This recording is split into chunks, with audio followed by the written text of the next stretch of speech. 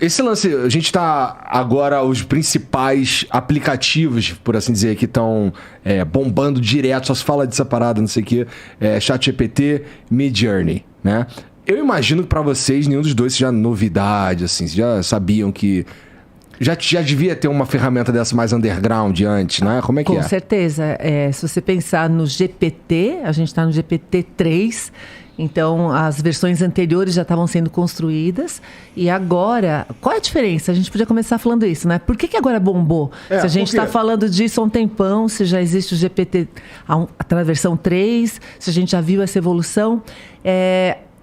O ChatGPT colocou a inteligência artificial na mão das pessoas. Antes do ChatGPT, toda essa inteligência ou toda essa utilização, ela tinha que ser feita por gente mais nerd ou tinha que ser feito por empresas. Então, eu brinco que a gente está vivendo uma era da IA 2.0. É que nem o Web 1.0, você tinha as empresas fazendo site, as pessoas usavam o site que as empresas faziam. O Web 2.0, você começa a ter ferramentas que as pessoas começam a utilizar, redes sociais, blog, etc. E isso foi o que explodiu com o uso da internet. A gente tinha a IA 1.0, que eram as empresas utilizando, já faz muito tempo, inclusive, que elas estão utilizando.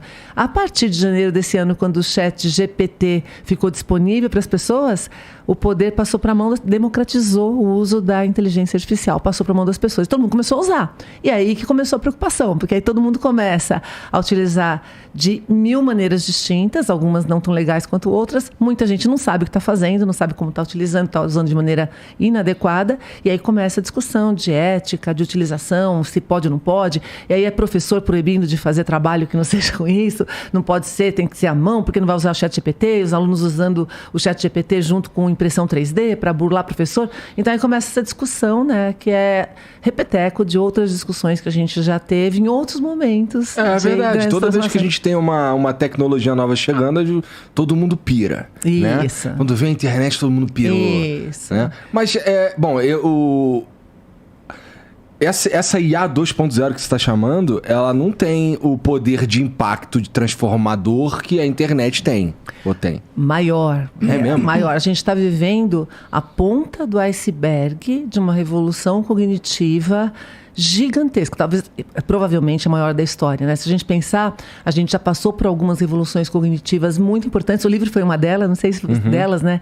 O Álvaro com certeza sabe disso. Antes do livro, as pessoas não liam silenciosamente com a cabeça delas, né? As leituras eram feitas, faladas, em grupo, etc. A partir da hora que você começa a ler sozinho e falar com você mesmo durante a leitura, e você consegue ler um monte de livro, que eles começam a ser produzidos, isso populariza, democratiza, de alguma forma, né, ao longo de alguns séculos, o conhecimento.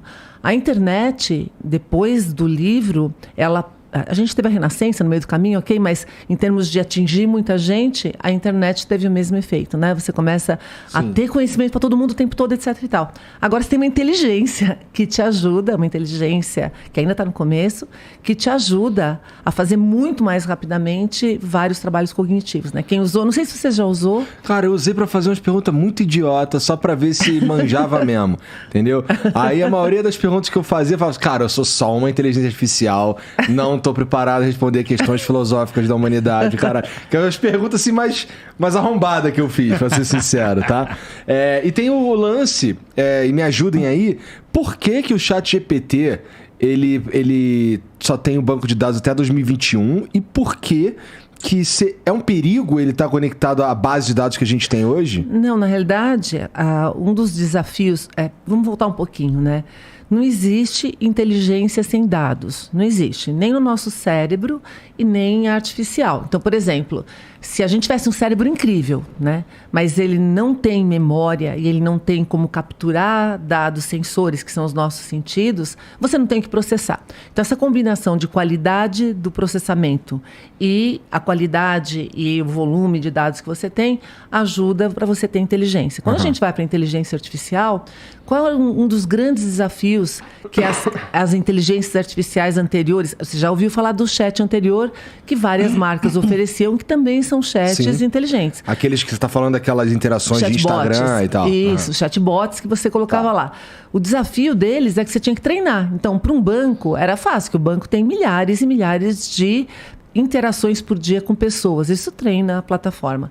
Quando você pega uma empresa menor, você tem que treinar com as características da sua empresa. Então, se você não tem dados, você não consegue treinar machine learning. Aí vamos para o ChatGPT. O ChatGPT, ele foi treinado, ou estudou, ou capturou, não só livros, modelos, dados, blá, blá, blá, de montão. Então, ele tem uma base gigantesca que foi até 2021, não porque é perigoso vir até 2022, 2023, é porque é o recorte que foi feito. E ele entrou em experiência. Tanto que quando você entra no ChatGPT, está escrito lá que ele está ainda em beta, ele está treinando, que não sei mais o que, para você reportar erro, ajudar a consertar, etc. Esse é um modelo de aprendizado. Na realidade, em 2020, que foi durante a pandemia também, quando o GPT foi lançado, e a gente que trabalha, ou estuda, está relacionado com essa área, viu, ele já tinha resultados incríveis para quem tinha acesso para poder utilizar.